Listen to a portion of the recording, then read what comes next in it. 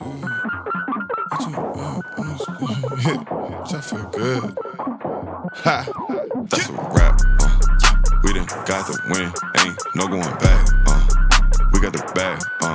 I ain't even mad. I can do this all day, so just look at that. What introduced me to robotics was these microcontrollers called Arduinos, which allowed me to understand both the software and hardware of robotics, which is the programming and the plugging in and the electrical side.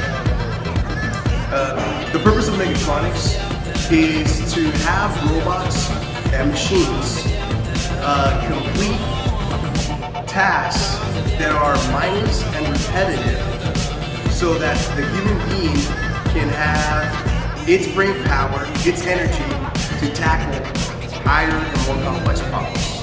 For the classroom, for the student itself, is to prepare them in a field of mechanical or electrical engineering. In fact, several universities now are starting to create bachelor's degrees specifically named Mechatronics, which is the combination of both mechanical and electrical. So the equipment that we have here goes beyond just robots.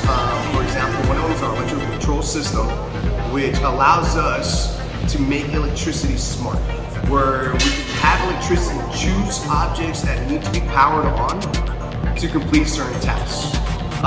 One big one that we are studying right now is electrical motors, especially since most of our vehicles now are going to become electric vehicles will no longer use engines, but instead use motors to drive such cars. The other set of systems that we have, other machinery that we have, are the robotic arms that most people will probably have seen inside the classroom, where we have these robotic arms basically kind of run a warehouse, where these robots can go into trailers, pick up packages, put them in conveyor belts to be sorted down the road.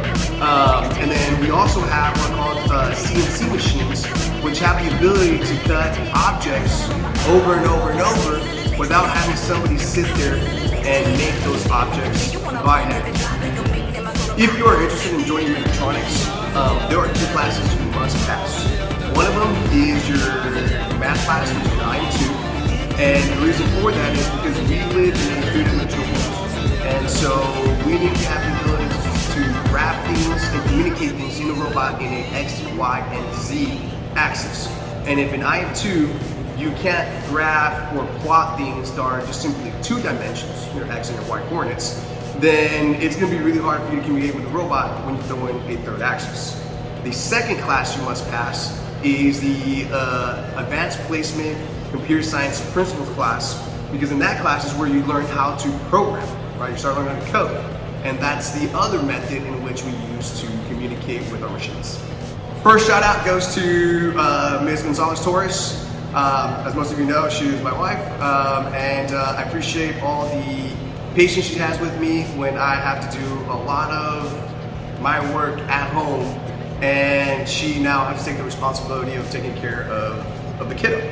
The second shout out goes to the STEM crew, right, and the CTE family for all the support that they give the program as well as the students.